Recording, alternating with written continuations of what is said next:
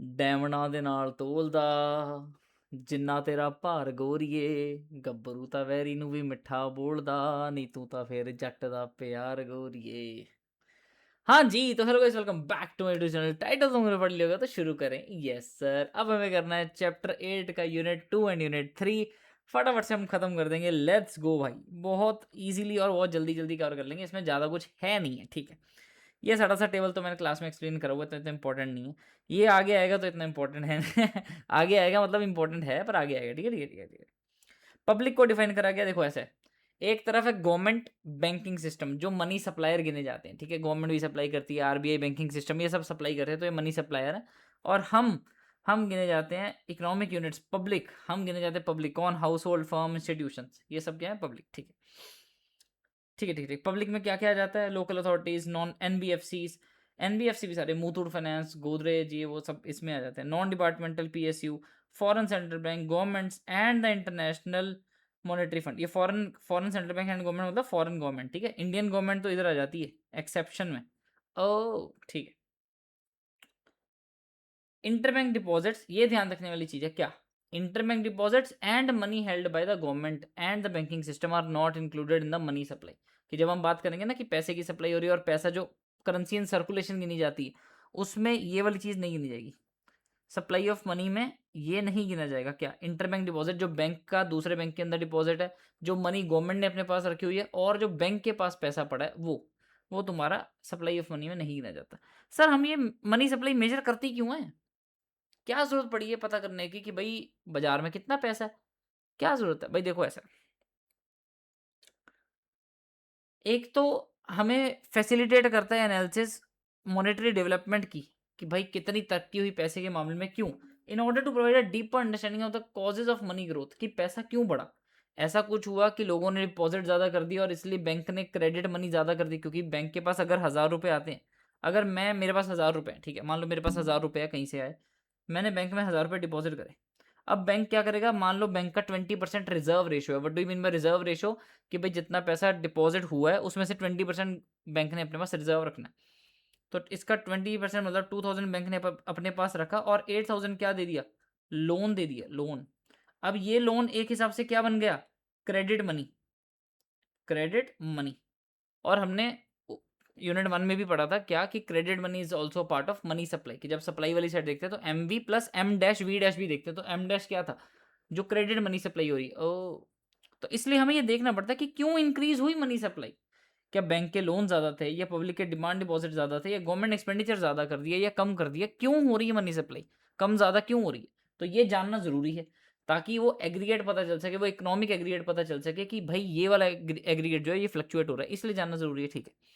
Second क्या है कि देखो, हर एक देश का जो सेंट्रल बैंक होता है ना, जैसे हमारे इधर कौन है? आरबीआई, सेंट्रल बैंक, ठीक है।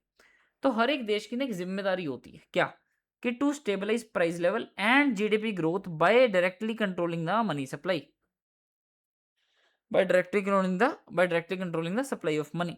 सारे वर्ल्ड के जो सेंट्रल बैंक, उन्होंने एक मॉनेटरी पॉलिसी अडॉप्ट करनी होती है, कि भाई हम मनी सप्लाई कितनी रखें, हम इंटरेस्ट रेट कितना रखें, है ना। ये सब चीज़ें उन्होंने कंट्रोल करनी होती है, ताकि ताकि वो एक तो प्राइस लेवल को स्टेबल रख सकें, और जीडीपी ग्रोथ पे भी उस अकॉर्डिंग।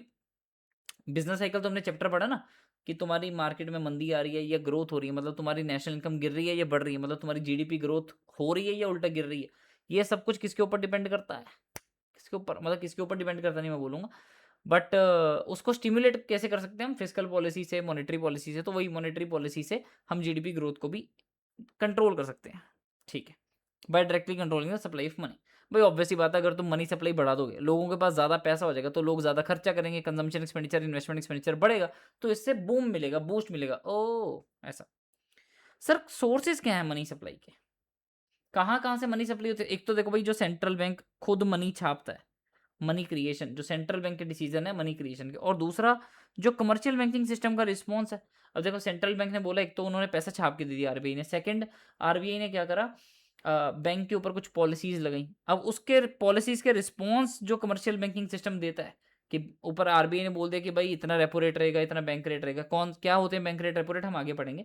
सिर्फ फिलहाल इतना समझो कि आरबीआई ने ऊपर से कुछ पॉलिसीज लगाई, और नीचे वाले बैंक, एचडीएफसी, आईसीआईसीआई, या जो भी सारे बैंक हैं जो है ना, ये सारे मानने लगे कि हाँ आप सही बोल रहे हो, ऐसे ऐसे करना है। और उनके रिस्पॉन्स में जो ये मॉनेटरी पॉलिसी जो सेंट्रल बैंक ने चलाई है ना, जो आरबीआई ने मॉनेटरी पॉलिसी मेजर्स लिए हैं, उसके रिस्पॉन्स में जो कमर्शियल बैंकिंग सिस्टम करता है, डेट क्रिएट्स मनी, तो मनी की सप्लाई उसके ऊपर डिपेंडेंट रहती है। ओके, तो सर सबसे पहला सोर्स तो रहेगा सेंट्रल बैंक, जो प्राइमरी सोर्स है मनी सप्लाई का।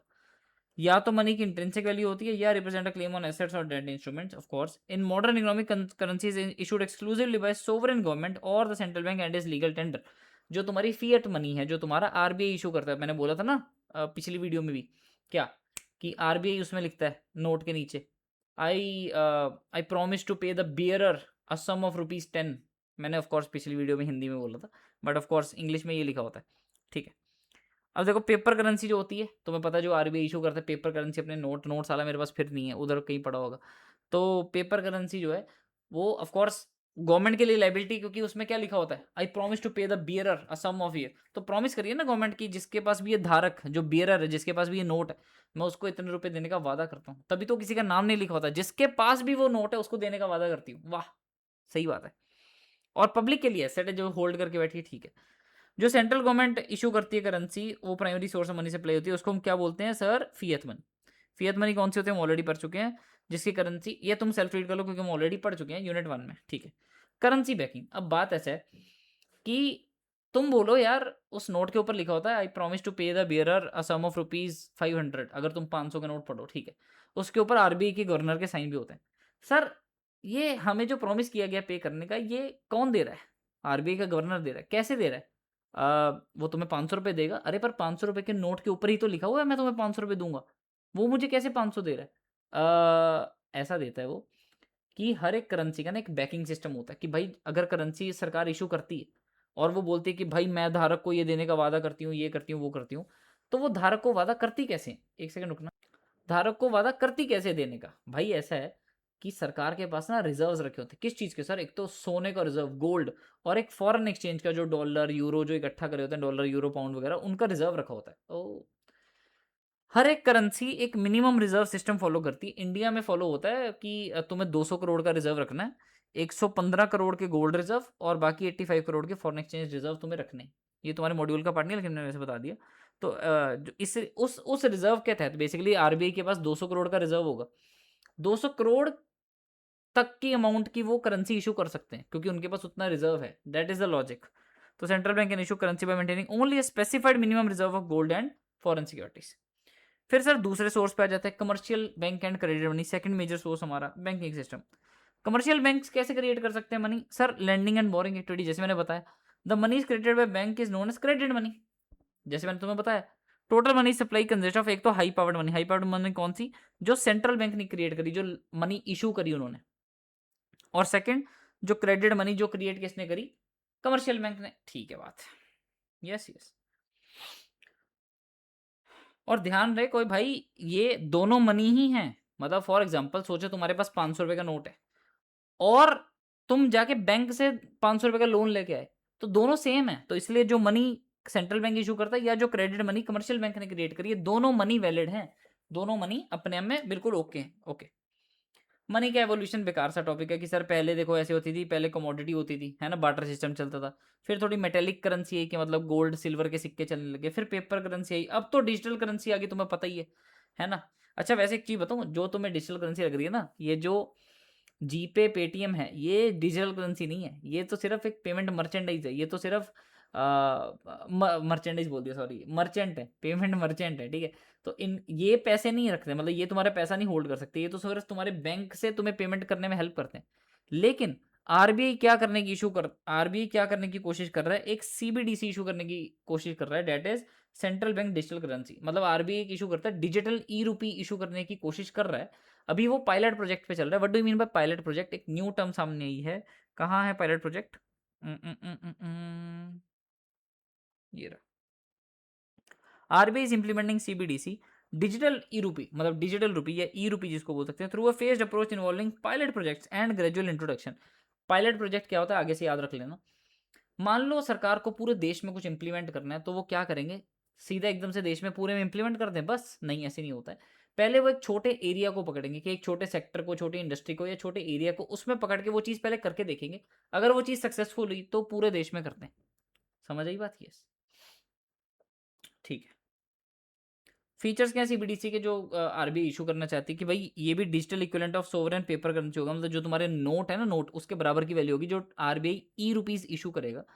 और वो exchangeable at par with existing currency, मतलब तुम किसी को सीबीडीसी ट्रांसफर करोगे वो तुम्हें 500 रुपये दे देगा और तुम 500 रुपये सीबीडीसी ट्रांसफर करोगे तो वो बराबर है।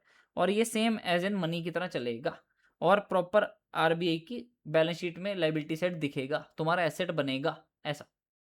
ठीक है, ओके।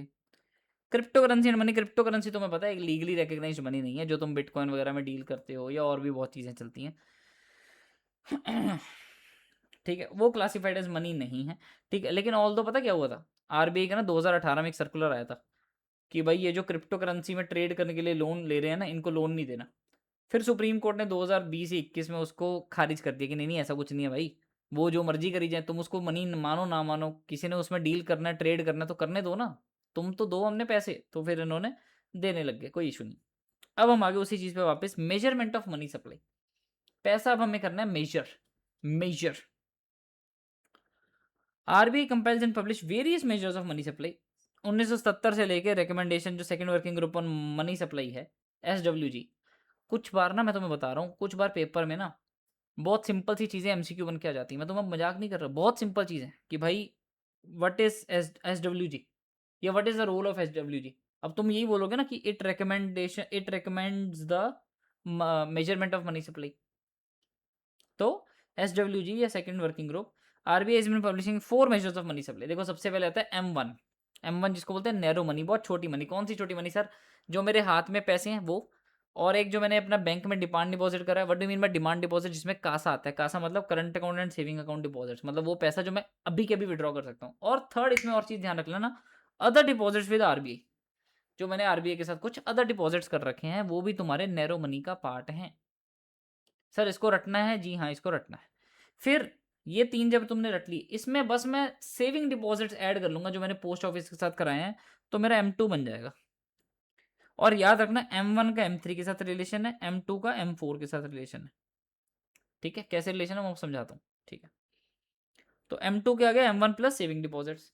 M3 क्या आ गया? Broad money. ये वाली जो मनी थी M1, इसमें जोड़ दो time deposit with banking system. What do mean by time deposit? Sir जो लॉन्ग टर्म के डिपॉजिट होते हैं, फिक्स डिपॉजिट्स, रेकरिंग डिपॉजिट, जो लंबे समय के लिए होते हैं। ठीक है, time deposits also known as term deposits, term. ठीक है, फिर आता है M4। M4 में क्या? एक तो M3 ये जो ब्रॉड मनी ऐड करी थी, जिसमें क्या क्या आ गया था? ये M1 plus of course time deposit. क्या बचा था सर? ये सेविंग डिपॉजिट बचा था।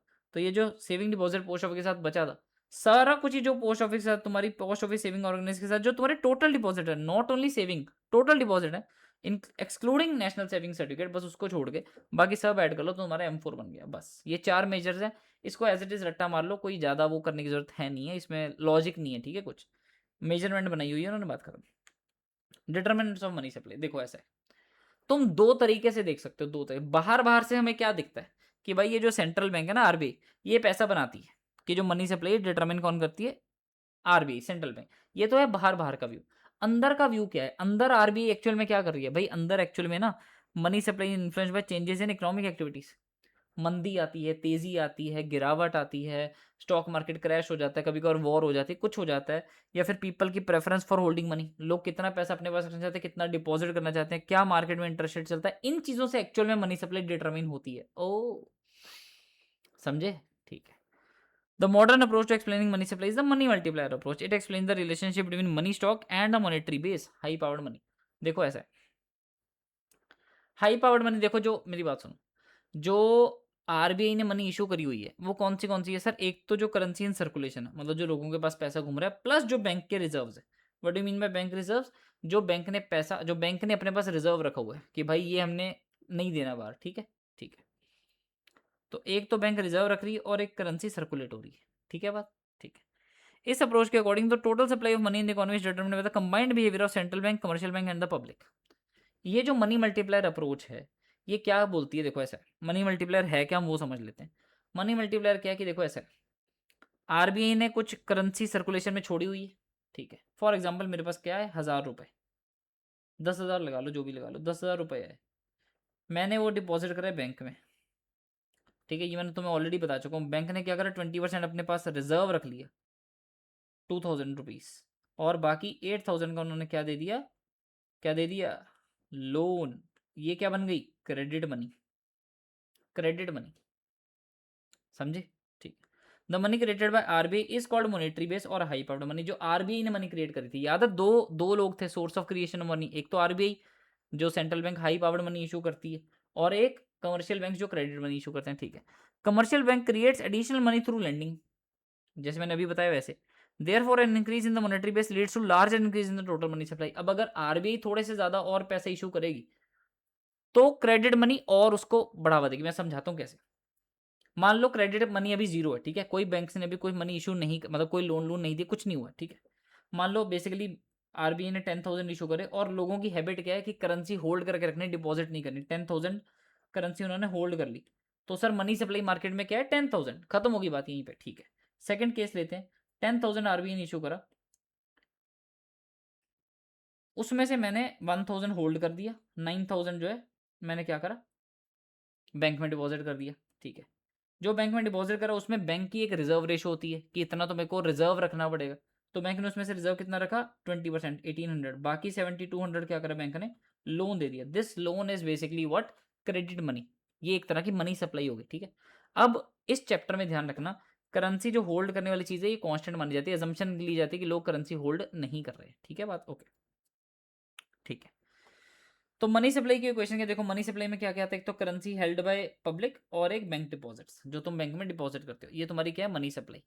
ध्यान से सुनो, there is a difference between money supply and high powered money. High powered money कौन सी है, जो तुम्हारी करेंसी सर्कुलेशन में, that is as good as C, currency held by public, same है। और बैंक रिजर्व और बैंक डिपॉजिट अलग अलग चीज है। बैंक डिपॉजिट जो तुम बैंक में डिपॉजिट कर रहे हो, बैंक रिजर्व मतलब जो बैंक ने अपने पास रिजर्व रखे हैं, फर्क है। तो इसलिए हाई पावर्ड मनी में क्या आता है, सी प्लस ये रिजर्व्स आर, ठीक है, ये जो भी बोल लो, है ना, इसको मॉनेटरी बेस बोलते हैं, है ना, हाई पावर्ड मनी को मॉनेटरी बेस बोलते हैं। और इसमें क्या क्या आता है, currency in circulation plus bank reserve. Money supply में क्या क्या आता है, currency held by public and bank deposits, ठीक है। मनी सप्लाई और मॉनेटरी बेस में रिलेशन क्या है, देखो, जैसे मैंने अभी बोला ना कि जब बैंक का रिजर्व रख लेता है, 1,000 रुपये उन्होंने छोड़े, होता क्या, जब आरबीआई करेंसी इशू करती है ना, कुछ करेंसी सर्कुलेट हो जाती है, कुछ बैंक के पास एज अ रिजर्व रख देती है कि भाई ये रिजर्व रख लो अपने पास, ठीक है। अब वो जो 10,000 में से जो करेंसी पब्लिक के पास आई, वही तो घूमेगी बैंक के पास, वही डिपॉजिट्स में जाएगी, ये वाली तो कहीं नहीं जा रही, ये वाली घूमेगी, ये वाली डिपॉजिट्स में जाएगी। और जब ये बैंक डिपॉजिट में जाएगी, तब इस पर क्या लगेगा, तब इस पर मल्टीप्लायर का इफेक्ट लगेगा। व्हाट इज मनी मल्टीप्लायर, यही जो मैंने अभी दिया। अगर 100 करोड़ का इंक्रीज होता मोनेटरी बेस में, मतलब आरबीआई ने लेट से 100 करोड़ करेंसी इशू कर दी, तो उससे 500 करोड़ मनी सप्लाई बढ़ेगी, 500 करोड़ मनी मनी सप्लाई बढ़ेगी। कैसे सर, कैसे, देखो इसका फॉर्मूला ये होता है, मनी मल्टीप्लायर इज 1/रिजर्व रेशो। जब मैंने तुम्हें बोला कि फॉर एग्जाम्पल 1,000 रुपये आए, 1,000 में से बैंक ने रख लिए, लेट से 20% रखते हैं रिजर्व रेशो, तो बैंक ने अपने पास कितने रख लिए, 200, लोन कितने का दे दिया, 800। 800 जिस बंदे के पास गया, उसने फिर डिपॉजिट कराया, ये माना जाता है, तो उसमें से 160 कौन रखेगा, बैंक रिजर्व रखेगा, 640 क्या दे देगा, लोन। फिर 640 में से 20% इसका कितना होता है, 128, आई गेस 128 अपने पास रखेगा, और 432, 412, 412 क्या करेगा, लोन दे देगा। तो ऐसे चलता रहता है ये। अब इन सब का टोटल, किन सब का, इन सब का वुड बी, इन सब का total would be 1,000 multiply by multiplier. Multiplier का फॉर्मूला क्या है, 1/r, आर कितना था, 0.2, 1/0.2 इज इक्वल टू 5, 1,000 इंटू 5। ये 1,000 कहाँ से आया सर, ये मॉनेटरी बेस जो तुम्हारा शुरू से जो तुम्हारा पैसा मार्केट में आया, मॉनेटरी बेस, तो ये 1,000 इंटू 5 इज इक्वल टू 5,000 तुम्हारा क्या हो गया जी, मनी सप्लाई। समझ गए, यस, ओके, ओके। वही एजम्पशन क्या है कि बैंक एक्सेस रिजर्व रखता नहीं है फिलहाल। एजम्पशन ये कि भाई जितना रिजर्व रेशो आरबीआई ने बोला हुआ है, रिजर्व रेशो क्या होता है, यहाँ पे लिखा हुआ है कि रिजर्व टू डिपॉजिट्स,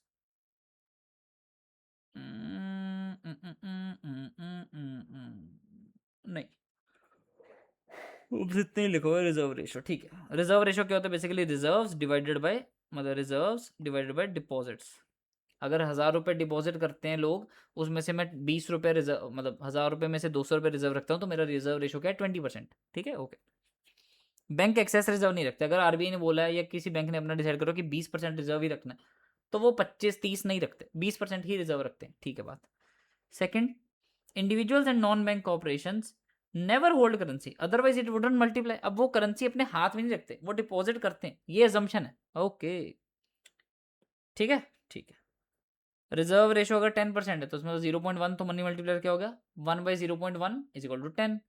5% है तो 1.0, 1 डिवाइड बाई 0.05, 20। ओके, ये मेन चीज रट लो, क्योंकि बेस्ट बात क्या है, एमसीक्यू पेपर है, तुम्हें वहां पे न्यूमेरिकल सॉल्व नहीं करना है बैठ के कि भाई, है ना, मतलब न्यूमेरिकल भी सॉल्व करने को आ सकता है एमसीक्यू के फॉर्म में, है ना। बट पॉइंट है कि तुम्हें फॉर्मूला वहाँ पे लिखना नहीं है, कुछ चीज़ें रटनी नहीं है, कुछ चीज़ें बस समझनी है कि ठीक है यार, अगर हायर रिजर्व रेशो है, जैसे देखो 10%, तो मनी मल्टीप्लायर कम है, और अगर लोअर रिजर्व रेशो है, छोटा रिजर्व रेशो है, तो मनी मल्टीप्लायर ज़्यादा है ऑब्वियसली। ठीक है। करेंसी होल्डिंग का इफेक्ट क्या है? अगर लोग अपने पास पैसा रख लें, अगर लोग अपने पास पैसा रख लें, money multiplication occur when the funds remain as bank deposit. अगर लोग बैंक में पैसा डिपॉजिट करेंगे तभी मनी मल्टीप्लाई होगी, लेकिन हम पढ़ रहे हैं कि अगर लोगों ने पैसा अपने पास रख लिया, अगर रख लिया, money held as cash currency does not undergo multiple expansion, तो उसकी क्रेडिट मनी बनेगी नहीं, वो आगे मल्टीप्लायर में जाएगी नहीं। Therefore a larger proportion of money held as currency reduces the money multiplier. Okay, got it, yes got it. The money multiplier approach to supply of money according to Milton Friedman. Friedman यहाँ पे भी आ गया। Friedman याद है जो तुमने ऊपर unit 1 में पढ़ा था क्या? जो बोलता था कि अरे मनी को किसी एसेट की तरह मानो, बस। ठीक है। फ्रीडमैन ने क्या बोला कि इमीडिएट डिटर्मिनेंट्स कौन है मनी सप्लाई के? तो एक तो हाई पावर्ड मनी जो आरबीआई इशू करती है ना। हाई पावर्ड मनी कौन देता है? Central bank. कमर्शियल बैंक क्या देते हैं हमें? Reserve ratio. और पब्लिक क्या करती है? Currency to deposit ratio. अब ये पब्लिक के ऊपर है ना कि कितनी करेंसी हाथ में रखनी, कितनी डिपॉजिट करनी। Currency divide by deposit ratio. एक चीज बताओ, अगर ये हाई होगी तो मल्टीप्लाई हाई होगा तो या लो होगा? अगर सी बाई डी हाई होगी तो मल्टीप्लायर लोअर होगा कि हायर होगा? सर अगर ये हाई होगी तो इसका मतलब लोगों ने अपने पास करेंसी ज़्यादा रखी और डिपॉजिट कम करें। अगर डिपॉजिट कम करें तो मनी मल्टीप्लायर में वो चीज़ गई नहीं, मल्टीप्लायर एक्सपेंशन हुआ नहीं। तो अगर ये सी बाई डी ज़्यादा है, जिसको हम बोलते हैं शॉर्ट फॉर्म में सी, करेंसी डिपॉजिट रेशो, तो मल्टीप्लायर लोअर होगा। ओ, समझ गए? यस, ठीक है।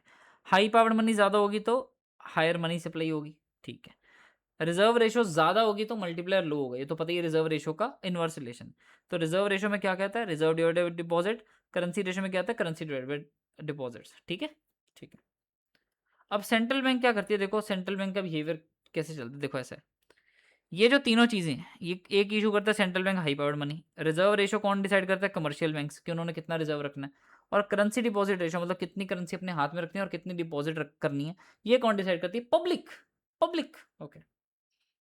तो हम सबसे पहले सेंट्रल बैंक का बिहेवियर पकड़ लेते हैं, फिर हम कमर्शियल बैंक का बिहेवियर पकड़ लेंगे, और फिर हम बिहेवियर पब्लिक का पकड़ लेंगे। ठीक है बात? यस। देखो, ये तो सिंपल तुम्हें समझ आ चुका है कि भाई अगर हाई पावर मनी बढ़ती है तो मनी सप्लाई बढ़ती है, गिरती है तो ये गिरती है। सॉर्टेड सिंपल रिलेशन क्या है? Higher H, higher money supply. Sorted, yes. Commercial bank का बिहेवियर क्या है?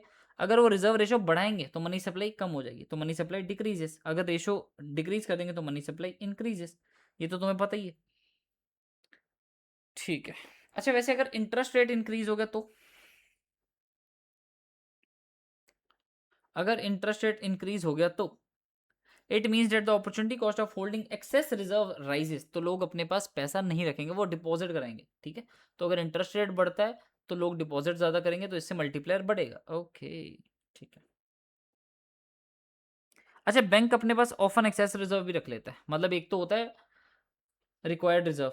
मान लो रिक्वायर्ड रिजर्व था 20%, बैंक ने अपने पास कितना रख लिया? 30%। तो टोटल रिजर्व कितना रख लिया? 30% माइनस जो रिक्वायर्ड रिजर्व था 20%, is equal to 10% your excess reserve, जो बैंक अपने पास often beyond legally required amount रख लेता है, जस्ट फॉर, है ना, जस्ट सोचो क्यों रखता है बैंक रिजर्व, सोचो।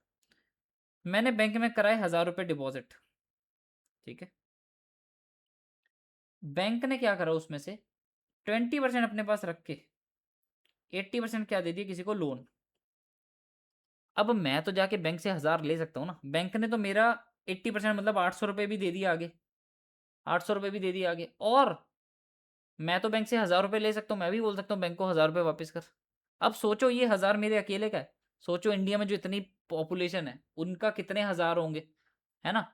तो उस चीज़ पे गेम क्या चलती है कि भाई बैंक के पास इतने सारे लोग, अब लोग एकदम से सारे विड्रॉ तो करवाने नहीं वाले, तो इसलिए बैंक आराम से उस चीज़ पे खेल लेता है कि ठीक है यार 20% जो हमने रिजर्व रखा ना उसी में से पे आउट कर देंगे अगर किसी को विड्रॉल करना है तो। बट वट इफ अगर सबने विड्रॉल कर ली, या वट इफ बैंक एक्सपेक्ट कर रहा है कि लोग बहुत सारे विड्रॉल करने वाले हैं, तो इसलिए बैंक क्या रखता है अपने पास, एक्सेस रिजर्व रख लेता है। ओ, हायर एक्सेस रिजर्व रखने से क्या होगा भाई, वही लेस मनी क्रिएशन होगी, क्योंकि बैंक लोन कम देगा ना। अगर 1000 में से 20% रखने की बजाय उसने 30% रख लिया, तो जो 800 का लोन आगे मल्टीप्लाई होना था वो अब 700 पे मल्टीप्लाई होगा। ओ, ये ऐसे समझ लो ना, 1/1/1/0.2 होना था जो कि 5 था, अब 1/0.3 होगा जो कि 0.33 है, तो कम मनी मल्टीप्लाई होगी ना। ओ, ठीक है, 0.33 नहीं, सॉरी 3.33, यस यस। अच्छा, तो less lending, less money creation and less money supply होगी अगर हायर एक्सेस रिजर्व हुआ। ठीक है, ठीक है, ये भी सॉर्टेड है। फिर पब्लिक का बिहेवियर, करेंसी डिपॉजिट रेशो, ये मैंने तुम्हें ऑलरेडी बता दिया कि अगर हायर करेंसी डिपॉजिट रेशो होगी, अगर लोग अपने पास पैसा ज़्यादा होल्ड करेंगे रेदर देन डिपॉजिट करने की बजाय, तो लोअर मनी मल्टीप्लायर होगा। एंड ऑफ कोर्स उल्टा भी ट्रू है। Sorted, yes. फिर एक चीज़ आती है time deposit to demand deposit ratio. Time deposit मतलब लॉन्ग टर्म डिपॉजिट करना, मतलब लोग डिपॉजिट तो कर रहे हैं लेकिन एक बंदा कर रहा है लॉन्ग टर्म डिपॉजिट, एक कर रहा है शॉर्ट टर्म डिपॉजिट। किससे मनी मल्टीप्लायर प्रोसेस बढ़िया होगी सर? ऐसा है, अगर कोई डिमांड डिपॉजिट करेगा मतलब वो करंट अकाउंट या सेविंग अकाउंट में डिपॉजिट कर रहा है, तो मतलब वो कभी भी बैंक को बोल सकता है मेरे को वापस चाहिए, तो वो तो मनी मल्टीप्लायर प्रोसेस को उल्टा ज़्यादा खराब करता है। ज़्यादा अच्छा तो टर्म डिपॉजिट है बैंक के लिए, क्योंकि एक बंदे ने पैसा दिया और वो अब लॉक्ड इन है, मतलब वो एफडी करा ली उसने 2 साल की, तो बैंक को पता है ये 2 साल पैसा लॉक्ड इन है, तो बैंक हो सकता है उसमें से रिजर्व रेशो कम रखे कि भाई ये तो 2 साल पैसा कहीं जा नहीं रहा, इससे ज़्यादा मनी क्रिएशन कर लेता हूँ। ओ, तो इसलिए term deposit divide by demand deposit ratio जो रहेगी, टीडी बाय डीडी रेशो, ये अगर जितनी ज़्यादा होगी उतना ज़्यादा मनी मल्टीप्लायर होगा। तो increase in TD ratio increase availability reserve and promotes deposit expansion leading to greater monetary expansion. Sorted, yes. तो इससे हमें क्या पता चल गया, जो साइज ऑफ मनी मल्टीप्लायर है वो किससे किससे डिटरमाइंड होता है। एक तो आर रिजर्व रेशो जो सेंट्रल बैंक बताता है, एक एक्सेस रिजर्व रेशो जो कमर्शियल बैंक ने अपनी रख दी, और एक करेंसी डिपॉजिट रेशो जो पब्लिक बोलती है कि भाई इतना पैसा तो हमें रखना है। ठीक है, ये हमें पता है कि लोअर आर ई सी होगा तो हायर मनी मल्टीप्लायर, तो आर ई सी का मनी मल्टीप्लायर के साथ इनवर्स रिलेशन है, आर ई सी का मनी मल्टीप्लायर के साथ इनवर्स रिलेशन है, आर ई सी का मनी मल्टीप्लायर के साथ इनवर्स रिलेशन है। ठीक है, तो इसलिए मनी सप्लाई किस पे डिपेंड होती है, एच पे और एम पे। क्यों भाई? क्योंकि जो ये मॉनेटरी बेस है एम बी इंटू एम ही तो तुम्हारी मनी सप्लाई है, ऊपर पड़ा था ना, M is equal to multiplier into monetary base. Okay, तो money supply varies directly with high powered money, high powered money के साथ पॉजिटिव रिलेशन है, और inversely with R E C. ठीक है, अब बात क्या है, हम्म, तुम्हारे मनी सप्लाई में क्या क्या आता है, ऊपर हमने पढ़ा था करेंसी प्लस बैंक डिपॉजिट्स, और एच में क्या क्या आता है हाई पावर्ड मनी में, करेंसी प्लस बैंक रिजर्व्स। तो एम में मनी सप्लाई में क्या आ जाता है, सी प्लस डी, एच में क्या आता है, सी प्लस रिजर्व्स। ठीक है बात, यस। अब मेरी बात सुनो ध्यान से, जब मैं इनको फॉर्मूले को तोड़ मरोड़ के करता हूँ, तोड़ मरोड़ के कैसे होता है, बहुत कुछ होता है कि देखो तुम्हें पता है, देखो money multiplier M is equal to M into H. ठीक है, तो multiplier is equal to M divide by H. फिर ये m जो है ये है c प्लस डी, और h क्या, c प्लस रिजर्व, तो c plus D divide by c plus reserve is equal to m। इसको जब मैं फॉर्मूले को बहुत सारा खोल मरोड़ के रखता हूँ, ठीक है, ये तुम्हारे लिए इंपॉर्टेंट नहीं है कि खुलता कैसे सर, डिराइव करके दिखाओ, छोड़ो। मेन बात क्या, जब मैं उसको खोल मरोड़ के रखता हूँ तो तुम्हारे पास ये फॉर्मूला आ जाता है, multiplier is equal to 1 + c divide by r plus e plus C, 1 + currency deposit ratio divide by reserve ratio plus excess reserve ratio plus currency deposit ratio. ठीक है, यस। और ऑफ कोर्स ये multiplier को जब मैं monetary base से multiply करता हूँ, मतलब एच से, मतलब हाई पावर्ड मनी से, तो क्या आ जाता है, मनी सप्लाई। ओ, सॉर्टेड, यस। ठीक है, तो मनी मल्टीप्लायर इन सबका फंक्शन है, ये वो हमें ऑलरेडी पता है। एक न्यूमेरिकल इलस्ट्रेशन खुद ट्राई करो जल्दी से, यहाँ से बिना आंसर देखे, ये लो, जल्दी से खुद ट्राई कर लो, 1 2 3 गो, let's go.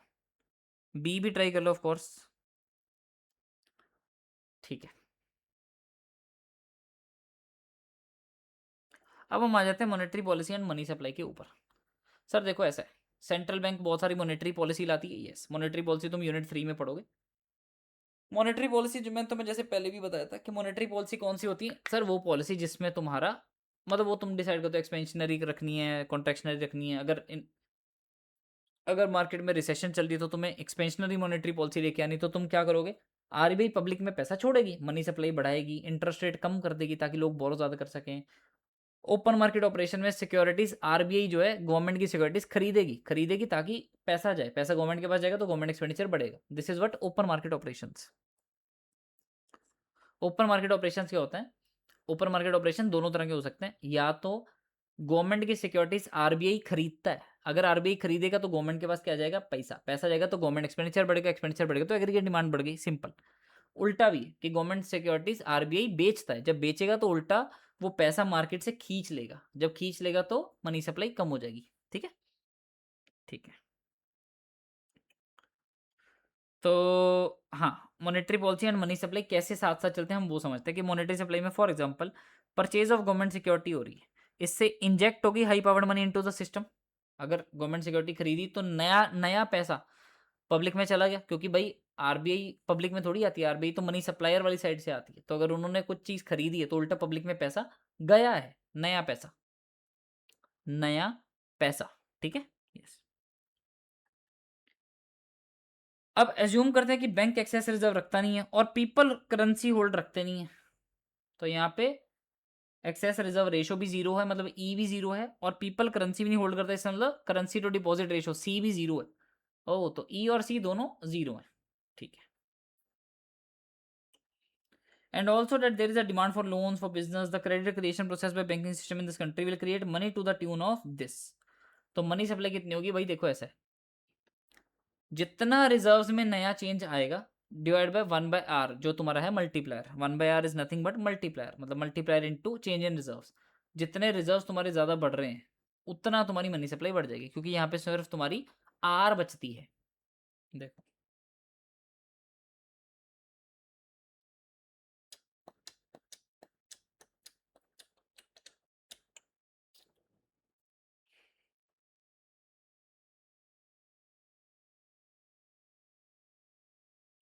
the effect of open market sale is very similar to that of open market purchase but in the opposite direction of course। Sale में क्या होता है, उल्टा ओपन मार्केट सेल में आरबीआई जो है गवर्नमेंट सिक्योरिटीज बेचती है। In other word an open market sale by central bank will reduce the reserves and thereby reduce the money supply. समझ गए? देखो, हाई पावर्ड मनी में तुम्हारा क्या क्या आता था, करेंसी प्लस रिजर्व्स। ये जो रिजर्व्स है, अभी करेंसी तो इशू कर ही नहीं है, लेकिन ये जो रिजर्व बढ़े, क्यों बढ़े, क्योंकि आरबीआई ने ओपन मार्केट ऑपरेशंस में सिक्योरिटीज, गवर्नमेंट सिक्योरिटीज खरीद ली तो से उल्टा रिजर्व बढ़ गए लोगों के पास, मतलब लोगों के एज इन बैंक के पास रिजर्व बढ़ गए क्योंकि खरीदते हैं। ठीक है। अब ये जो रिजर्व बढ़े, इसी को तो मल्टीप्लायर से मल्टीप्लाई करोगे तो तुम्हारी मनी सप्लाई आ जाएगी कि कितनी बड़ी। सिंपल। ये एक छोटी सी चीज क्या दी हुई है कि मतलब काइंड ऑफ थ्योरी टाइप दी हुई है कि यार सब कुछ कांस्टेंट है, ई भी कांस्टेंट है, एक्सेस रिजर्व भी नहीं है, करेंसी डिपॉजिट रेशियो भी कांस्टेंट है, मतलब जीरो है, मतलब करेंसी भी नहीं लोग होल्ड कर रहे। ठीक है, ठीक है। फिर ये नेक्स्ट क्वेश्चन आता है, वैसे is it possible that the value of money multiplier is zero? क्या ये पॉसिबल है कि मनी मल्टीप्लायर जीरो है? It may happen when the interest rates are too low and the banks prefer to hold the newly injected reserve as excess reserve with no risk attached to it. With no risk attached to it. हाँ जी, clear हो गया? Clear हो गया? अगर कोई doubt वाउट है तो आराम से तुम कमेंट सेक्शन में पूछ सकते हो। मेरे को लगता है मैं एक बार दोबारा बता देता हूँ, थोड़ा सा दोबारा बता देता हूँ। देखो, ये तुम्हारी है, ये देखो, ये तुम्हारी high powered money. High powered money में क्या आता है सर, करेंसी इन सर्कुलेशन, मतलब currency with public plus bank reserve, जो बैंक का रिजर्व है आरबीआई के साथ, जो बैंक का रिजर्व है आरबीआई के साथ। अब ये जो बैंक का रिजर्व है आरबीआई के साथ, इसके ऊपर बैंक आराम से क्या कर सकता है, मनी मल्टीप्लायर इफेक्ट लगा सकता है और मनी क्रिएशन कर सकता है। जो करेंसी हेल्ड विद पब्लिक है ये डिपेंड करती है किसके ऊपर, करेंसी डिपॉजिट रेशो के ऊपर, कि लोग करेंसी अपने पास ज्यादा रखें ना, उल्टा डिपॉजिट करें, वो जितनी डिपॉजिट करेंगे उतनी मल्टीप्लायर इफेक्ट ज्यादा लगेगा। तो ये दोनों बनते हैं एच। जब इस एच को मैं मल्टीप्लाई करता हूँ मल्टीप्लायर से, तो मार्केट में पता चलती है एक्चुअल में मनी सप्लाई कितनी है, क्योंकि इसमें एक्चुअल जो करेंसी आरबीआई ने इशू कर रखी है, चाहे एज अ बैंक रिजर्व चाहे करेंसी विद पब्लिक, उसके ऊपर वो डिपॉजिट वाली चीज़ भी लगती है कि मतलब बैंक लोन देता रहता है आगे, फिर फर्दर लोन देता रहता है, फिर फर्दर लोन देता रहता है। उस पे मल्टीप्लायर जब लगता है तो जाके क्या आ जाती है तुम्हारी मनी सप्लाई। ठीक है, अब ये ओपन मार्केट ऑपरेशन वाली गेम क्या थी, ये देखो, जब आरबीआई गवर्नमेंट सिक्योरिटीज परचेज करता है तो वो क्या करता है, एक पर्टिकुलर बैंक को बोलता है कि मैं तुमसे गवर्नमेंट सिक्योरिटीज खरीदता हूँ, फॉर एग्जाम्पल 10 करोड़ की। 10 करोड़ का वो क्या करता है, 10 करोड़ उसको हार्ड कैश मनी इशू थोड़ी करता है, वो क्या करता है उसका 10 करोड़ का रिजर्व बढ़ा देता है कि भाई तुम्हारा रिजर्व मेरे पास 10 करोड़ से बढ़ गया। अब वो 10 करोड़ से बढ़ गया तो ऑफकोर्स बैंक क्या करेगा, उस 10 करोड़, उसके पास 10 करोड़ एक्स्ट्रा बढ़ गया, तो बैंक उस रिजर्व पे आराम से जितनी रिजर्व रेशो उतनी रख के बाकी डिपॉजिट देता रहेगा, तो उससे मनी क्रिएशन उस पर भी होगी। तो जितने रिजर्व बढ़े उस पर मल्टीप्लायर का इफेक्ट लगेगा, तो उतनी मनी सप्लाई बढ़ जाएगी। यस यस, ठीक है, यस। क्या ये पॉसिबल है कि मनी मल्टीप्लायर जीरो भी हो सकता है? हाँ, अगर सोचो ना, बैंक डिपॉजिट ही नहीं, मतलब बैंक लोन दे ही नहीं रहे, मनी मनी मल्टीप्लायर कैसे होता है? अगर बैंक अपने पास रिजर्व रेशो जो रखे वो 100% रिजर्व रेशो हो जाए, तो 1/1 = 1, वैसे आइडली तो ये 1 हो गया, मतलब उतने का उतना ही पैसा बनेगा। आइडली तो इसका लॉजिक वही है, क्योंकि मनी मल्टीप्लायर जीरो होने का तो मतलब ये है कि जितने भी रिजर्व हैं या जितना भी लोगों के पास पैसा है वो उल्टा जीरो हो रहा है, मतलब मनी सप्लाई खत्म है, तो एक्चुअल में तो जीरो होना चाहिए। It may happen when the interest rates are too low that the bank prefer to hold the newly injected reserve as excess reserve with no risk attached, मतलब bank सारा पैसा अपने पास ही रख लें, ना करें वो लोन वगैरह। मेरे हिसाब से तो इसका आंसर फिर 1 होना चाहिए। ठीक है, रिजर्व रेशो 100% हो गई ना, हाँ, एक्सेस रिजर्व रेशो 100% हो गया, आंसर इसका 1 होना चाहिए। चलो anyway, effect of government expenditure on money supply. अब मनी सप्लाई देखो ऐसा है, गवर्नमेंट क्या करती है, वेज एंड मीन्स एडवांसेज जिसको बोलते हैं, जिसका क्या होता है बेसिकली ओडी फैसिलिटी चलती है आरबीआई के साथ। देखो ऐसा है, गवर्नमेंट क्या करती है तुम्हें पता है, खर्चा कर देती है, फिर डेफिसिट फाइनेंसिंग हो जाती है, डेफिसिट हो जाता है, फिजिकल डेफिसिट तुमने पढ़ा हुआ है 7th चैप्टर में। और फिर फिजिकल डेफिसिट के लिए क्या करती है गवर्नमेंट, आरबीआई वगैरह से या बैंक वगैरह से बोरो करती है पैसे। ठीक है, बोरो करती है तो गवर्नमेंट का आरबीआई के साथ में एक खाता चलता है ओडी फैसिलिटी की तरह, जैसे ओवरड्राफ्ट फैसिलिटी होती है, जिसको हम बोलते हैं ways and means advances. OD facility क्या होती है कि मान लो आरबीआई ने बोल रखा है कि तुम 50 करोड़ आराम से यूज कर सकते हो बेपरवाह होके, और बाद में हमें पे कर देना। जैसे अगर बैंक में को ओडी फैसिलिटी देगा, वो पता क्या करेगा, जैसे क्रेडिट कार्ड होता है वैसे वाली चीज़, कि भाई तुम्हारे पास ये एक्स्ट्रा रुपए हैं, तुम आराम से खर्चो, जब तुम्हारा वो महीना हो जाएगा या जो भी हो जाएगा, एक सर्टेन टाइम पीरियड हो जाएगा, तुम उतने पैसे इसमें पे कर देना, ऐसा। This is what OD facilities. इसी में तुम्हारा पैसा आता रहता है, तो इसलिए तुम्हारी वो ओडी लिमिट जो है दोबारा से बढ़ती रहती है, ऐसा लॉजिक रहता है। जब आरबीआई प्रोवाइड करती है ये वेज एंड मीन्स एडवांसेज, या जिसको ओडी फैसिलिटी बोलते हैं, तो गवर्नमेंट स्पेंड करती है बोरोड फंड्स, इससे एक्सेस रिजर्व्स होते हैं कमर्शियल बैंक के पास, क्योंकि और लोगों ने पैसा दे, मतलब और डिपॉजिट्स हो गया ना, जब गवर्नमेंट खर्चा करेगी तो और घूम के बैंक्स के पास पैसा जाएगा, जब वो घूम के पैसा बैंक के पास जाएगा तो इससे दोबारा एक्सेस रिजर्व्स हो गए, और इससे क्या हो जाएगी, excess reserve increase the money supply through money multiplier process, simple. और क्रेडिट मल्टीप्लायर और मनी मल्टीप्लायर का फॉर्मूला सेम है, ऑफ कोर्स टर्म्स अलग है, इसलिए कंफ्यूज मत होना। लेकिन क्रेडिट मल्टीप्लायर, या जिसको डिपॉजिट मल्टीप्लायर या डिपॉजिट एक्सपेंशन मल्टीप्लायर भी बोलते हैं, फॉर्मूला सेम इसका मनी मल्टीप्लायर जैसी है, 1/रिजर्व रेशो। ठीक है, ठीक है, ये है कि एक बार सेल्फ रीड कर लो, इतना कुछ खास इंपॉर्टेंट है नहीं, तो मैं समझ आ जाएगा।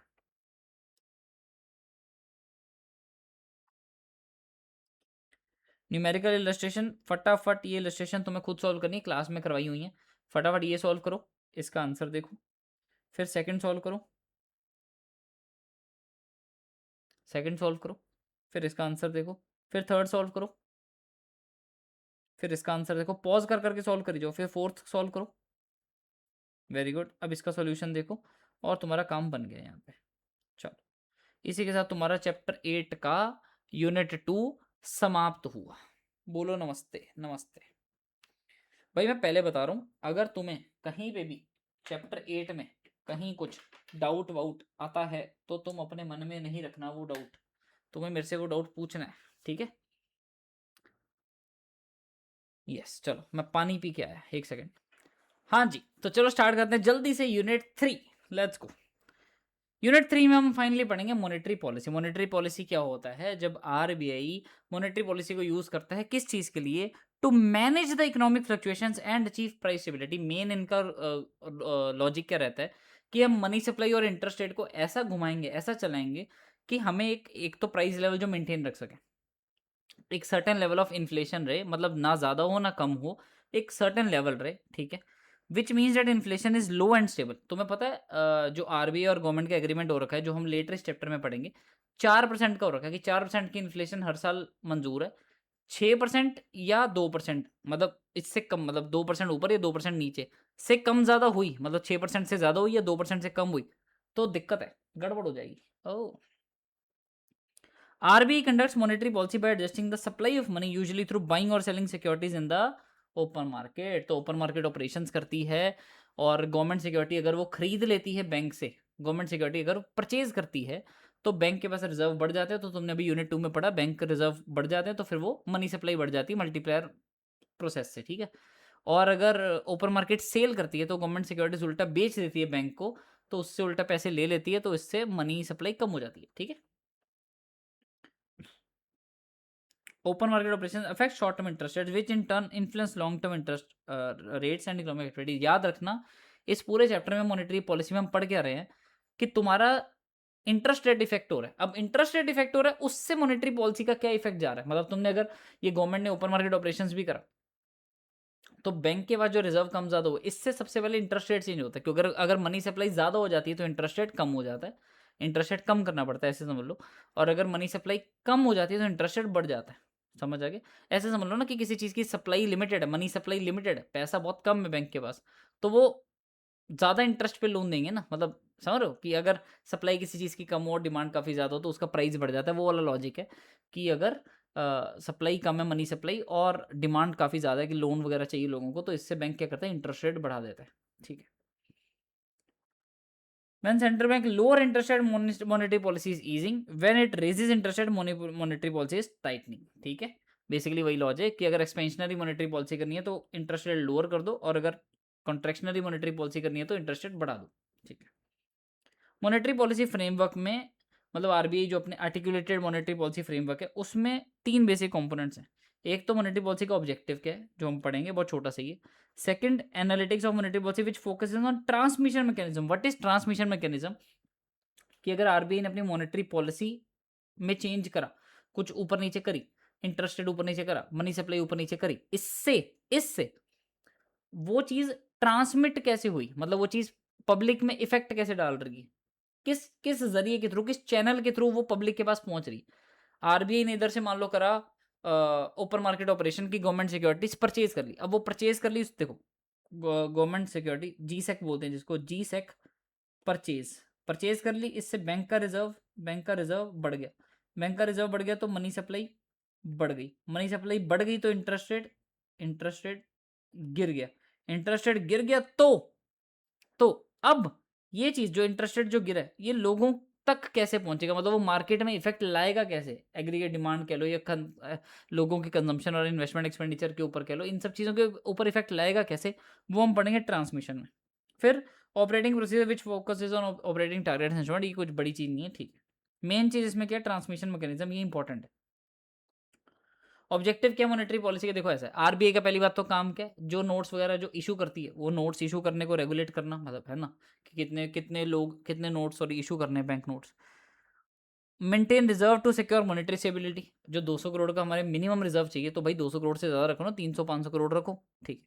Operate the country's current currency and credit system to its advantage, obvious common sense वाले वो हैं। और ऑफ कोर्स हमारा तो एमसीक्यू पेपर है, बेस्ट बात क्या है, एमसीक्यू पेपर है। तो अगर हमारा एमसीक्यू पेपर है तो इसका मतलब ये हमें रट के नहीं जाने की आरबीआई की एम बताओ, आरबीआई की 3 एम बताओ, ऐसा कुछ नहीं है, कॉमन सेंस वाली चीज़ थी, इग्नोर करो इसको। तो इनफैक्ट मैं उसमें डाल देता हूँ येलो बॉक्स में, अभी के अभी, ताकि मेरे भी ना बाद में ध्यान में निकल ना जाए।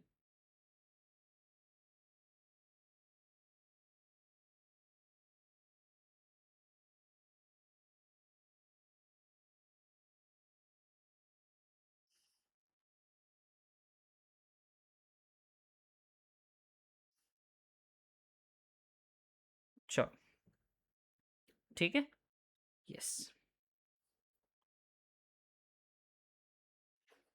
मेन ऑब्जेक्टिव्स क्या है मॉनेटरी पॉलिसी के, भाई देखो ऐसा है, प्राइस स्टेबिलिटी रखनी है एक तो, इकोनॉमिक ग्रोथ हो जाए, एडुकेट फ्लो ऑफ क्रेडिट रहे, मतलब ये सारे बड़े कॉमन सेंस वाले हैं, तुम एक बार सेल्फ रीड कर लो, तुम्हें देख के खुद समझ आ जाएगा कि ठीक है ना, नॉर्मल है, ये तो ऑब्जेक्टिव्स मॉनेटरी पॉलिसी के ही हैं कि इकोनॉमिक ग्रोथ रह जाए, है ना, मॉडरेट इंटरेस्ट रेट रहे, इन्फ्लेशन वगैरह ना हो, एक्सचेंज रेट में स्टेबिलिटी रहे, फाइनेंशियल स्टेबिलिटी रहे, मतलब हमारे पास रिजर्व सफिशिएंट रहे फाइनेंशियल सिस्टम में, एफिशिएंट गवर्नमेंट सिक्योरिटीज मार्केट रहे, मतलब smooth market for government boring रहे कि जो गवर्नमेंट सिक्योरिटी लेन देन करनी वो आराम से होता रहे, encouraging investment in economic activity, moderate interest rate रखना आरबीआई का एक ऑब्जेक्टिव है, एडिक्वेट फ्लो ऑफ क्रेडिट रखना आरबीआई का एक ऑब्जेक्टिव है, creating efficient market for government securities it is an objective for RBI.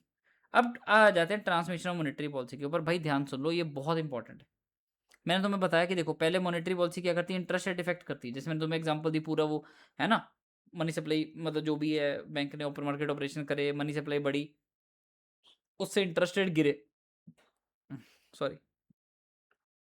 तो टू स्टेजेस हैं ट्रांसमिशन की, ठीक है। ट्रांसमिशन होता है कि it refers to the process through which changes in monetary policy affect economic activity and inflation, कि जो मॉनेटरी पॉलिसी में चेंज हुए वो एक्चुअल में इफेक्ट पहुंचा कैसे हो। दो स्टेज हैं, सबसे पहले तो इंटरेस्ट रेट इफेक्ट होता है। अब ये जो इंटरेस्ट रेट में चेंजेस होते हैं इससे इकोनॉमिक एक्टिविटी और इन्फ्लेशन इफेक्ट होती है। तो हम इसमें एज्यूम कर रहे हैं जो हम चार चैनल पढ़ेंगे, एक तो तुम्हें चार चैनल रटने हैं, ठीक है। दूसरी बात, हम इसमें एज्यूम करते हैं कि इंटरेस्ट रेट गिरा है, तो उसके बाद वो लोगों तक कैसे पहुंचता है, लोगों में कैसे फर्क डालता है, हम वो समझेंगे। Channels of monetary policy transmission, इसको रट लो क्योंकि पेपर में एक एमसीक्यू क्या आया हुआ है, which of these is not a channel of monetary policy transmission. उसमें ये चार लिखे थे, saving and investment, cash flow, asset price and, मतलब एक्सचेंज रेट को छोड़ के मतलब कोई और लिखा हुआ था, तो ऑफ कोर्स वो जो चौथा लिखा हुआ था that was not a channel, तो वो बाहर हो गया, ठीक है। तो ये चार तुम्हें रटने, saving and investment, cash flow, asset prices and exchange rate. Saving and investment, cash flow, asset prices and exchange rate.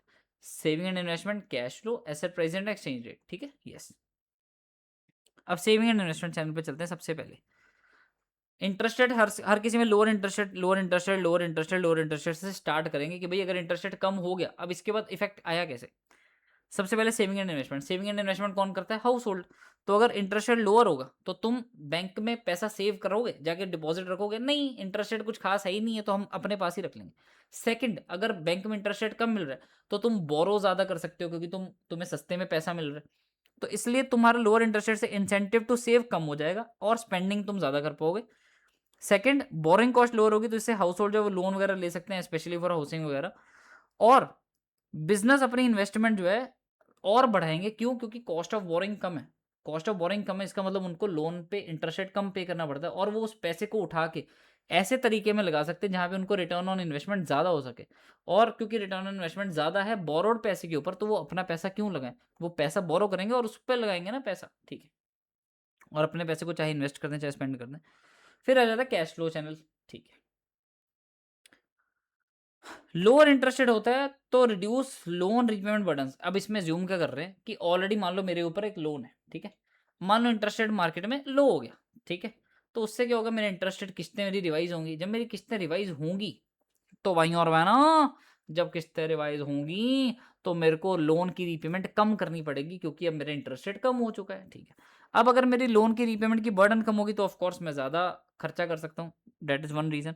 फिर household and business have more disposable income to spend. अब मेरे पास अगर पैसे बच गए तो हाउस होल्ड है चाहे बिजनेस है, जिसने भी लोन लोन लिया हुआ है वो आराम से ज़्यादा खर्चा कर सकता है, ठीक है, कोई टेंशन नहीं। Although depositors earn lower interest income, the overall effect is usually in increase in spending। अब देखो ये क्यों लिखा हुआ है, अगर इंटरेस्ट रेट लो है, एक बंदा है जो बैंक में डिपॉजिट कर रहा है तो उसको कम इंटरेस्ट मिल रहा है, इंटरेस्ट इनकम कम है, लोअर इंटरेस्ट इनकम हो रही है तो वो ज्यादा नहीं कमा पा रहा ना, तो वो कम स्पेंड कर पाएगा लॉजिकली। सेकंड क्या है, जो बंदा बोरो कर रहा है उसको कम रीपेमेंट करनी पड़ रही है, इसलिए उसको ज्यादा पैसा उसके पास अवेलेबल है स्पेंड करने के लिए। तो ये दोनों आपस में ऑपोजिट इफेक्ट हैं, एक के पास जो उल्टा डिपॉजिट कर उसके पास कम पैसे आ रहे हैं, उल्टा जिसने लोन लिया था उसके पास ज्यादा पैसे बच रहे हैं। ये जो इफेक्ट आपस में जब कैंसिल आउट होगा, ओवरऑल इफेक्ट इसका नेट क्या होगा, इंक्रीज इन स्पेंडिंग। दोबारा लिखो कैसे लिखो है, ये जो दो इफेक्ट जो मैंने अभी बोले ना ये ऑपोजिट डायरेक्शन में जाते हैं, लेकिन जो रिडक्शन इन इंटरेस्ट रेट है can be expected to increase spending in the Indian economy through this channel with the first effect larger than the second. First effect कौन सा था, ऑफकोर्स वाला जो वही तुम्हारा जो तुम्हारा जो तुम्हारा लोन के ऊपर जो तुम्हारा यहाँ पे पैसा बच रहा है वो तुम्हारा इस इफेक्ट से ज्यादा है कि जिसने पैसा डिपॉजिट करा वो इंटरेस्ट इनकम कम कमाएगा। तो फर्स्ट इफेक्ट तुम्हारा सेकंड इफेक्ट से लार्जर है, इससे इंक्रीज स्पेंडिंग होगी और इससे इकोनॉमिक एक्टिविटी बूस्ट होगी, ठीक है। ध्यान रहे, लोअर इंटरेस्ट रेट मतलब एक्सपेंशनरी मॉनेटरी पॉलिसी, तो हर चीज़ अब बूम की तरफ जाएगी कि हर चीज़ उल्टा बढ़ रही है। यहाँ पे देखो higher consumption and investment expenditure हो रहा था, तो इससे इंक्रीज इकोनॉमिक एक्टिविटी हो गई। यहाँ पे इंक्रीज स्पेंडिंग होगी, तो इससे इकोनॉमिक एक्टिविटी बूस्ट होगी। फिर third, asset prices and wealth channel. इसमें हम क्या बात करते हैं कि भाई देखो ऐसे, इसमें कैसे चलता है, अगर इंटरेस्ट रेट कम हो गए तो एसेट के प्राइजेस बढ़ जाएंगे। क्यों क्यों बढ़ जाएंगे? क्योंकि एसेट की डिमांड बढ़ जाएगी, क्योंकि लोग बोरो वगैरह कर रहे हैं एसेट लेने के लिए। सोचो इंटरेस्ट रेट बहुत कम है आज की डेट में, फॉर एग्जांपल होम लोन जो है आराम से 10% के अराउंड मिलता है, 8.5%, 9% भी मिल जाता है, ठीक है, इतने के अराउंड मिलता है। अब एकदम से मान लो इंटरेस्ट होम लोन, जो होम लोन पे इंटरेस्ट रेट है मान लो गिर के 5% पे आ जाए, भाई लोग ऑफकोर्स होम लोन लेंगे, घर डालेंगे अपना। अब बात समझो, अगर होम लोन 5% पे आ गया तो एसेट लाइक हाउसिंग स्पेसिफिकली लोग बहुत ज़्यादा खरीदेंगे, बहुत ज़्यादा खरीदेंगे तो उसकी डिमांड बढ़ जाएगी, उसकी डिमांड बढ़ जाएगी तो उसके प्राइजेस बढ़ जाएंगे। Lower interest rate increases the prices of the assets by increasing its demand such as houses and shares, ठीक है। अगर हायर एसेट प्राइसेस होंगे तो इससे लोगों की वेल्थ बढ़ेगी। अब मैंने, ठीक है, उसका प्राइस बढ़ गया प्रॉपर्टी का, लेकिन अब मेरी वो वैल्यू बन चुकी है ना, अब वो मेरी प्रॉपर्टी बन चुकी है, तो मेरी उस चीज़ की वेल्थ बढ़ गई ना, मेरी उस चीज़ की वैल्यू बढ़ गई क्योंकि प्राइस बढ़ चुका है, ठीक है। And improve the value of collateral. Collateral होता है कि ऑफकोर्स अगर मैंने होम लोन पे पहले घर ले लिया, अब कल को मैं उस घर को गिरवी रख के और लोन ले सकता हूँ ना, तो मेरी कोलेट्रल की वैल्यू बढ़ गई। अब वो जो घर जो है वो 50 लाख की बजाय 60 लाख का हो चुका है ना, क्योंकि उसका प्राइस बढ़ चुका है। अब क्योंकि मेरे को ईजियर एक्सेस मिल रहा है, क्योंकि लोन में इजीली ले सकता हूँ, कोलेट्रल में कोलेट्रल की वैल्यू अच्छी खासी है, क्योंकि मेरे को ईजियर एक्सेस मिल रहा है, तो इससे कंजम्पशन एंड इन्वेस्टमेंट एक्सपेंडिचर बढ़ेगा। तो इससे हायर स्पेंडिंग एंड इन्वेस्टमेंट से क्या होता है, फिर से इकोनॉमिक ग्रोथ स्टिमुलेट हो रही है। ये 4 चैनल ऐसे ही हैं भाई, इनको याद रखना और चारों चैनल को लिंक कर लेना। पॉइंट इज, वहाँ पे ऐसा कुछ भी आ सकता है कि under the asset price channel, asset price and wealth channel, the price of an asset increases, decreases, does not change और वट एवर। तो इसमें आंसर क्या है? Increases, price of asset increase होता है इसमें। ओ, फिर आता है एक्सचेंज रेट चैनल, जो नाम से ही पता चलता है, लेकिन यहाँ पे थोड़ी कंफ्यूजन हो सकती है, तो ध्यान से सुनना। अगर इंटरेस्ट रेट कम होंगे, ध्यान से सुनना, अगर इंटरेस्ट रेट कम होंगे, इसको तुम एक काम करो, इसको ना डिराइव करने की बजाय इसको रट लो। ये वाला थोड़ा वैसे वाला कि रट लोगे तो बेटर है, ठीक है। हर चीज़ का लॉजिक कैरी करोगे तो मुश्किल हो जाएगी, एग्जाम तुम्हारे सिर पर है, रट लो इसको, वो ज़्यादा बेटर है। तुम्हारे इंटरेस्ट, और वैसे भी क्लास में तो समझाया ही हुआ है, ठीक है। तुम्हारे इंटरेस्ट रेट कम हो गए, इससे तुम्हारी डोमेस्टिक करेंसी की डिमांड कम होगी। डोमेस्टिक करेंसी की डिमांड कम होगी, फॉरेन करेंसी की डिमांड बढ़ेगी, तो इससे फॉरेन करेंसी अप्रिशिएट होगी, तुम्हारी डोमेस्टिक करेंसी क्या हो जाएगी? डेप्रिशिएट। अगर तुम्हारी डोमेस्टिक करेंसी डेप्रिशिएट हो गई तो तुम्हें एक्सपोर्ट करना ईजी हो जाएगा। ऐसा क्यों सर? क्योंकि जो बाहर बैठ के बंदा खरीद रहा है, उसको अब तुम्हें कम रुपए देने हैं, उसने अब तुम्हें कम रुपए देने। बेसिकली फॉर एग्जांपल, तुम्हारी 1000 रुपए की पेमेंट करनी थी उसने, और पहले मान लो रेट था 100 रुपए डॉलर, ठीक है। तुम्हारी इनफैक्ट 80,000 की पेमेंट करनी थी, 80,000 की उसने तुम्हारी पेमेंट करनी थी, तुम एक्सपोर्ट कर रहे हो तो उसने तुम्हारी पेमेंट करनी है 80,000 रुपीज की, रुपीज। पहले एक्सचेंज रेट था $100, तो उसने कितने, उसके कितने डॉलर लग गए सर? उसके डॉलर लग गए 8,000, ठीक है। 8,000 ना, नहीं 800, हाँ $800 लग गए, $800 लग गए, ठीक है। अब तुम्हारी करेंसी होगी डेप्रीशिएट। पहले ऐसे समझ लो, सॉरी, पहले 80 रुपीज़ रेट लगा लो, तभी करेंसी डेप्रीशिएट करके 100 पे लेके जाऊंगा। तो अगर 80 रुपीज़ है तो उसने, उसके कितने डॉलर लगे? उसके $1000 लगे तुम्हें 80,000 पे करने में। लेकिन अब करेंसी तुम्हारी होगी डेप्रीशिएट, तो तुम्हारा रुपए की वैल्यू कितनी होगी? 100 रुपये। अब उसके 1000 की बजाय कितने लग रहे हैं? $800 लग रहे हैं तुम्हें पे करने में। कितने पे करने में? 80,000 पे करने में। तो इससे अगर तुम्हारी करेंसी डेप्रिशिएट होती है, तुम्हारे एक्सपोर्ट सस्ते हो गए, तो लोग, मतलब तुम एक्सपोर्ट ज़्यादा कर पाओगे, पॉइंट ये। तो आज की डेट में भी हमारी जो करेंसी इतनी डेप्रिशिएट हो रखी है, 2014 से पहले 63 रुपीज़ थी, अब आज 94 पहुंच चुकी है, thanks to whoever, thanks to you know who, है ना। है ना, जैसे वोल्डेमॉर्ट का नाम नहीं ले सकते थे, वैसे नाम नहीं ले सकते आज के ज़माने में, ठीक है। तो making exports cheaper and imports more expensive, imports उल्टा महंगे हो जाएंगे, ऑफकोर्स सेम लॉजिक। क्योंकि जब तुम्हें फॉरेन की पेमेंट करनी है, तुम्हें $10,000 पे करने हैं, सॉरी $80,000 मान लो तुम्हें पे करने हैं, $80,000 तुम्हें पे करने हैं। अब आज की डेट में अगर जो एक्सचेंज रेट है वो अगर है 100 रुपये, पहले 80 लगा लो, फिर 80 से 100 करता हूँ, करेंसी डेप्रिशिएट करनी है ना, 80 रुपीज़। तो तुम्हारे कितने लगने वाले हैं सर? तुम्हारे कितने लगने वाले हैं? तुम्हारे लगने वाले हैं 1000 रुपये, राइट, यस। और अगर करेंसी डेप्रिशिएट हो गई, होगी 100, करेंसी डेप्रिशिएट हो गई, होगी 100। वो $80,000 तो बहुत ज़्यादा होते हैं, सॉरी सॉरी। तुमने मान लो पे करने हैं $8,000 और रेट है 80 रुपीज़, तो तुम्हारे लग जाएंगे 10,000 रुपये। छोड़ो यार, इसमें कैलसी लगेगा, मैं कंफ्यूज कर रहा हूँ, रहने दो। मेन लॉजिक क्या है कि अगर तुम्हारा इंटरेस्ट रेट कम होगा तो तुम्हारी करेंसी डेप्रिशिएट होगी और तुम्हारे एक्सपोर्ट सस्ते हो जाएंगे, तुम्हारे इंपोर्ट्स महंगे हो जाएंगे। ठीक है, अब क्योंकि इंपोर्ट महंगे हो चुके हैं तो इंपोर्ट प्राइसेस जो तुम्हारे बढ़े उससे इन्फ्लेशन हो जाएगी, लेकिन तुम्हारे एक्सपोर्ट्स बढ़ जाएंगे। इससे तुम्हारे क्योंकि हायर एक्सपोर्ट्स हो रहे हैं, इससे तुम्हारी इंक्रीज इकोनॉमिक एक्टिविटी होगी, लेकिन थोड़ा इन्फ्लेशनरी प्रेशर भी आ गया क्योंकि यहाँ पे थोड़ी इन्फ्लेशन हो गई इंपोर्ट्स महंगे होने के करके। मेन लॉजिक है जो आज की डेट में जो निर्मला सीतारमन जी पार्लियामेंट में आके बोलती है ना कि नहीं नहीं यार, हमारा रुपया गिर रहा है, कोई बड़ी बात है ही नहीं है, सब कुछ ठीक तो है। समझो बात, सब कुछ ठीक है।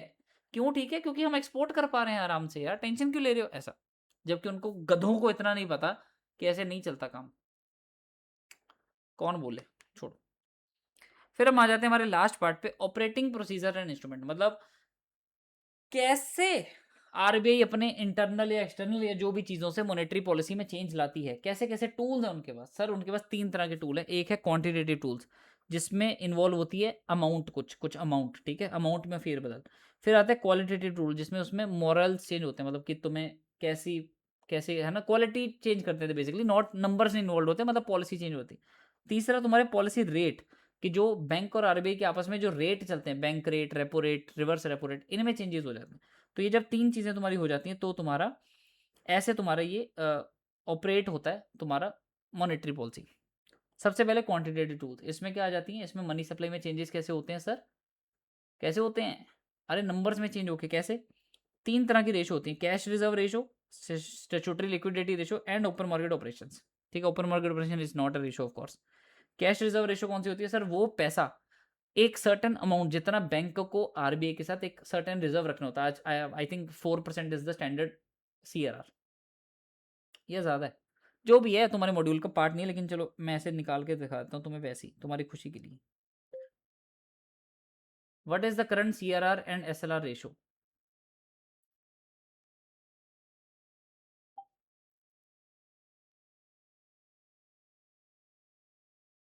CRR is 3% and SLR is 18%. Wow, nice. CRR क्या होता है कि बैंक को आरबीआई के पास कितना कैश रखना जरूरी है, और SLR क्या होता है, बैंक को अपने पास कितने लिक्विड एसेट्स रखने चाहिए, कितने परसेंटेज ऑफ डिपॉजिट्स की बैंक के पास डिपॉजिट्स है, उसको उसमें से कितना परसेंटेज अपने पास लिक्विड एसेट रखने हैं पड़ेंगे। लिक्विड एसेट क्या होते हैं? ऑफ कोर्स जैसे कि गोल्ड एंड गवर्नमेंट सिक्योरिटीज, और बैंक इनके ऊपर इंटरेस्ट भी कमाता है, लेकिन ये जो बैंक कैश रखता है आरबीआई के पास, इसके ऊपर उसको कोई इंटरेस्ट नहीं मिलता। ठीक है, बैंक इसको लैंड भी नहीं करता और इसके ऊपर इंटरेस्ट भी नहीं कमाता। तभी तो ये सिर्फ 3% और 3% पे कहीं इंटरेस्ट होगा, लेकिन 18% रिजर्व रखना है तो इसके ऊपर इंटरेस्ट मिलता है इन सिक्योरिटीज के ऊपर। ठीक है, ठीक है। क्वांटिटेटिव टूल में क्या क्या आते हैं? सीआरआर और एसएलआर, और थर्ड आता है ओपन मार्केट ऑपरेशन, ये मैं तुम्हें ऑलरेडी बता दिए। आरबीआई बाय या सेल करती है गवर्नमेंट की सिक्योरिटी ओपन मार्केट में। अगर सिक्योरिटी बाय करती है तो बैंक से बाय करती है, बैंक के पास रिजर्व बढ़ जाता है, रिजर्व बढ़ जाता है तो बैंक मनी मल्टीप्लायर की प्रोसेस चला सकता है उस पैसे के ऊपर, है ना, और उस पैसे से मनी सप्लाई बढ़ जाती है। तो अगर ओपन मार्केट ऑपरेशन में आरबीआई खरीदती है सिक्योरिटी तो मनी सप्लाई बढ़ जाती है, बेचती है तो मनी सप्लाई कम हो जाती है। Logically okay okay. नेक्स्ट आ जाता है हमारा क्वालिटेटिव या selective tools. These tools affect the flow of credit to a specific sectors. कि आरबीआई ने ना पॉलिसी ऐसे रख दी है कि भाई इस स्पेसिफाइड सेक्टर को कितना लोन देना है या नहीं देना, ऐसा। जैसे फॉर एग्जांपल एक एक टूल है मार्जिन रिक्वायरमेंट। तुम्हें पता है मार्जिन चलता है। फॉर एग्जांपल तुम लेने गए 10 लाख का लोन किसी चीज़ के लिए, तुमने बोला कि सर मेरे को 10 लाख की ना कार चाहिए। क्या बैंक तुम्हें 10 लाख ही देगा? नहीं। इसमें बैंक ना मार्जिन रखता है। बैंक बोलता है 10 लाख में से तो हम सिर्फ 60-70% का लोन पास करेंगे, तो हम तुम्हें सिर्फ 7 लाख देंगे, 3 लाख तुम्हें अपनी जेब से डालने, 3 लाख तुम्हें अपनी जेब से डालने। तो आरबीआई प्रिस्क्राइब करता है margin against collateral. Higher margin requirement reduces borrowing capacity. Logic clear है? यस। अगर मार्जिन रिक्वायरमेंट ज़्यादा होगी, अगर अगर आरबीआई ने बोल दिया कि तुम्हें 30% की बजाय 40% मार्जिन रखना है, तो इसका मतलब बैंक बोलेगा 10 लाख का लोन चाहिए, हम तो सिर्फ 6 लाख देंगे, 4 लाख अपनी जेब से डालो। तो अगर हायर मार्जिन रिक्वायरमेंट है तो इससे बोरिंग कैपेसिटी रिड्यूस हो जाती है बोरो करने वाले की। लॉजिकली ओके, यस, ठीक है।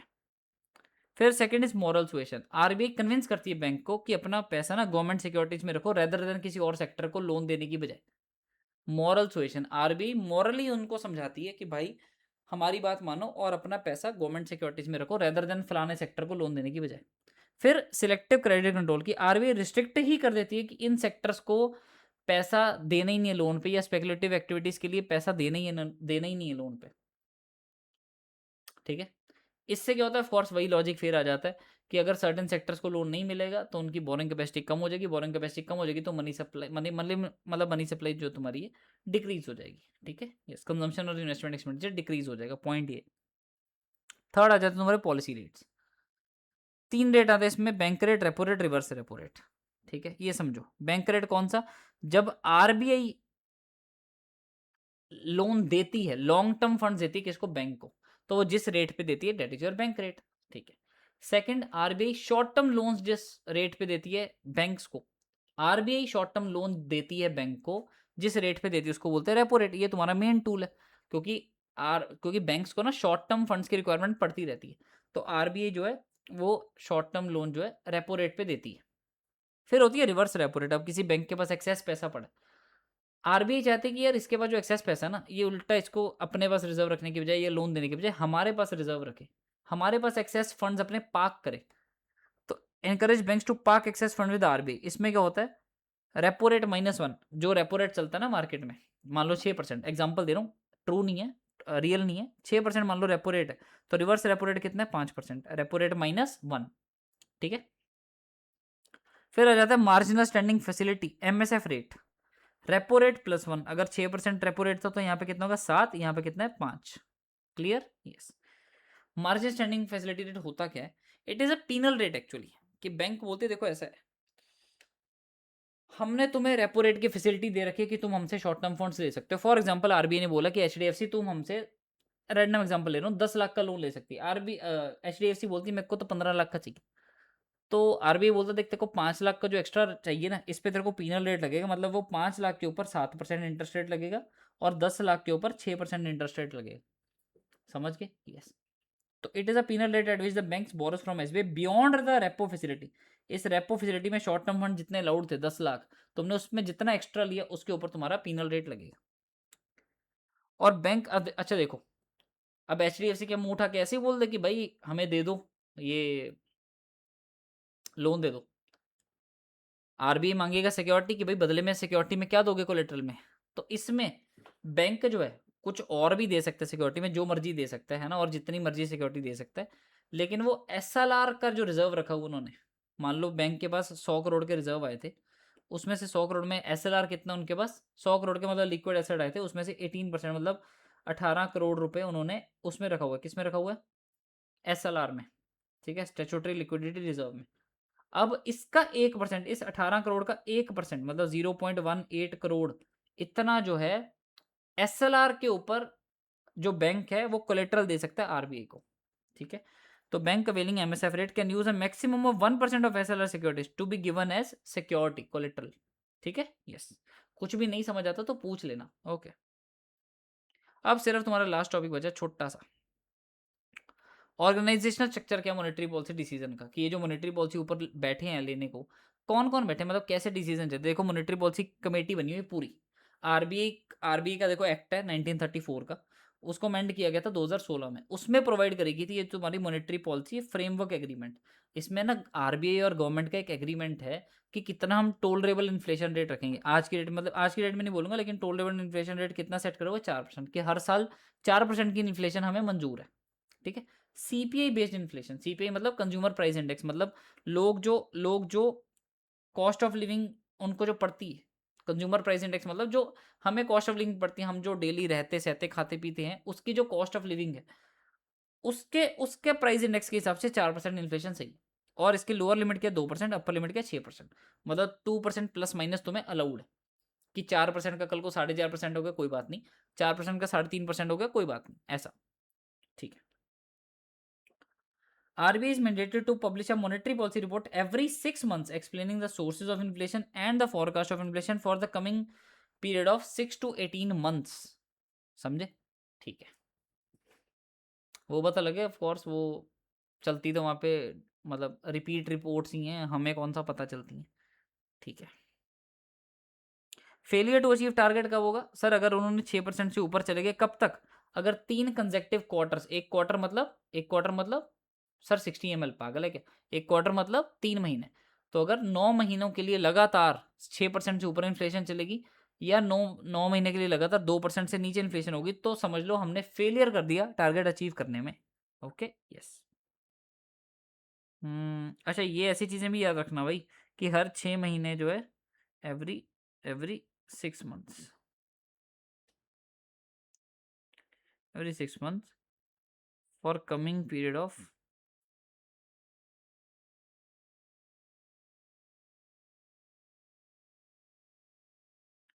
फोरकास्ट ऑफ इन्फ्लेशन भी देने होते हैं for coming period of 6 to 18 months। समझ गए? यस। तो 2016 में ही तुम्हारी ये जब आरबीआई एक्ट जो अमेंड हुआ था, इसी में तुम्हारा मॉनेटरी पॉलिसी फ्रेमवर्क एग्रीमेंट बना था, जिसमें आरबीआई और गवर्नमेंट का एग्रीमेंट बना था कि इन्फ्लेशन का क्या टारगेट सेट करना है, और इसी में तुम्हारी मॉनेटरी पॉलिसी कमेटी बनी थी। ये मॉनेटरी पॉलिसी कमेटी का काम क्या है? Responsible for formulating India's monetary policy and achieving the inflation target. Ideally मुझे लगता है चैप्टर ना बहुत ऊपर नीचे रखता मॉड्यूल, इसको ना थोड़ा मॉनेटरी पॉलिसी कमेटी ऊपर बताना चाहिए, ताकि लोग जब स्टार्टिंग में चैप्टर पढ़े तो उनको समझ आ जाए कि मॉनेटरी पॉलिसी बनाता कौन है। आरबीआई का ही एक डिवीजन है मॉनेटरी पॉलिसी कमेटी, वो बनाता है। ठीक है, ओके। क्या बताऊं, जाने का मन तो नहीं कर रहा, लेकिन यहाँ पे होता है चैप्टर खत्म, बड़े बड़े दुख के साथ जाना पड़ रहा है। बट एनीवे, कोई बात नहीं, ऑल द बेस्ट, पेपर दो दबा के, और मिलते हैं नेक्स्ट वीडियो में, चैप्टर 9 वाली वीडियो में। Bye bye.